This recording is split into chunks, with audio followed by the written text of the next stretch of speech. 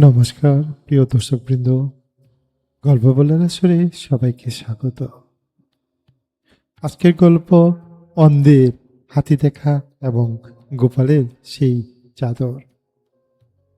সবাইকে অসংখ্য প্রণাম জানাই এবং ধন্যবাদ আমাদের এই চ্যানেলে আসার জন্য। একজন পণ্ডিত বললেন, অন্ধের হাতি দেখা কথাটার আসল অর্থ আমি জানতে চাই। আমাদের সেই বিখ্যাত গোপাল ভাঁড় বললেন, কথা নয়, কাল আমি আপনাকে হাতে কলমে বুঝিয়ে দেব। কিন্তু পরের দিন গোপালের চাদরের নিচে যা দেখা গেল তা দেখে সবাই হতবাক হয়ে গেল। একদিন কৃষ্ণনগরের রাজসভায় এক অহংকারী পণ্ডিত এসে মহারাজ কৃষ্ণচন্দ্রকে প্রশ্ন করলেন। পণ্ডিত সে মহারাজকে বললেন, মহারাজ, অন্ধের হাতে দেখা প্রবাদটির আসল অর্থ কি? আপনার সবাই কি কেউ আছে এর সঠিক ব্যাখ্যা দিতে পারবেন? সবাই উপস্থিত পণ্ডিত ও মন্ত্রীরা নানা উত্তর দিতে লাগলেন। কেউ বললেন ভুল ধারণা, কেউ বললেন অসম্পূর্ণ গান। পণ্ডিত মুচকি হেসে বললেন, এসব তো সাধারণ উত্তর, কিন্তু আমি এর জীবন্ত প্রমাণ চাই।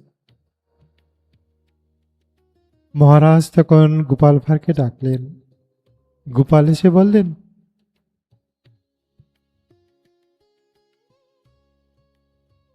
গোপাল, পণ্ডিত মহাশয়ের কথা চেয়ে কাজে প্রমাণ ভালো। মহারাজকে বললেন, কাল সকালে আমার বাড়ির সামনে আসন পণ্ডিত মহাশয়। অন্ধের হাতে দেখা কি নিজের চোখে দেখেই বুঝবেন না হয়? পরের দিন সেই কথা মতো সেই পণ্ডিত মহাশয় ও রাজসভার লোকজন সেই গোপালের বাড়ির সামনে এসে হাজির হলেন। গোপাল আগে থেকেই প্রস্তুত হয়েছিলেন।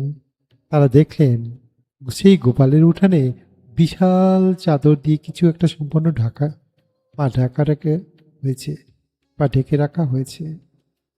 গোপাল বললেন, পণ্ডিত মহাশয়, পণ্ডিত মহাশয়, চাদরের নিচে কি আছে তা না দেখে শুধু স্পর্শ করে অনুমান করুন।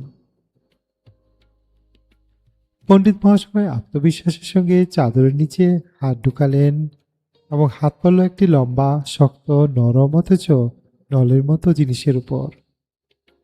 পণ্ডিত সঙ্গে সঙ্গে ঘোষণা করলেন, বুঝেছি বুঝেছি, নিশ্চয়ই এটা বিরাট অজগর সাপ পেঁচিয়ে রয়েছে।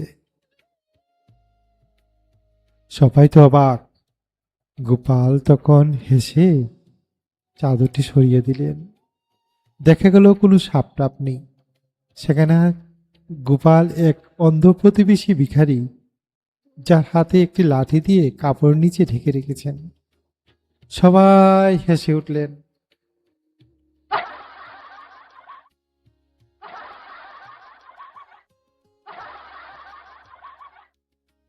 মহারাজ, পণ্ডিত মহাশয় শুধু লাঠির একটি অংশ স্পর্শ করেই পুরো বিষয়টিকে সাপ বলে ধরে নিয়েছিলেন। এটাই হলো অন্ধের হাতে দেখা। কোনো বিষয়ে সামান্য অংশ জেনে পুরো সত্য সম্পর্কে সিদ্ধান্ত নিয়ে ফেলা। পণ্ডিত মহাশয় নিজের ভুল বুঝতে পেরে লজ্জায় মাথা নিচু করলেন। মহারাজ কৃষ্ণচন্দ্র গোপালের বুদ্ধিতে অন্তত খুশি হয়ে তাকে পুরস্কৃত করলেন। এই গল্পের শিক্ষণীয় বিষয় হলো, কোনো বিষয়ে সামান্য অংশ থেকে কখনো পুরো সত্য বিচার করা উচিত নয়। যে শুনে দেখে বা জেনে নেওয়া তথ্য যাচাই না করে সিদ্ধান্ত নিলে যে ভুল হতে পারে। তাই জীবনে কোনো বিষয়ে বিচার করার আগে সম্পূর্ণ তথ্য যাচাই করা এবং তারপর সিদ্ধান্ত নেওয়াই বুদ্ধিমানের কাজ। গোপালের এই গল্প আমাদের শেখায় আংশিক জ্ঞান অনেক সময় ভুল ধারণার জন্ম দেয়। তাই কোনো বিষয়ে সম্পর্ক সিদ্ধান্ত নেওয়ার আগে সত্যটা ভালোভাবে জানুন, যাচাই করুন এবং তারপর মতামত দিন। ধন্যবাদ সবাইকে। গল্পটি ভালো লাগলে লাইক, শেয়ার ও ফলো দিতে ভুলবেন না।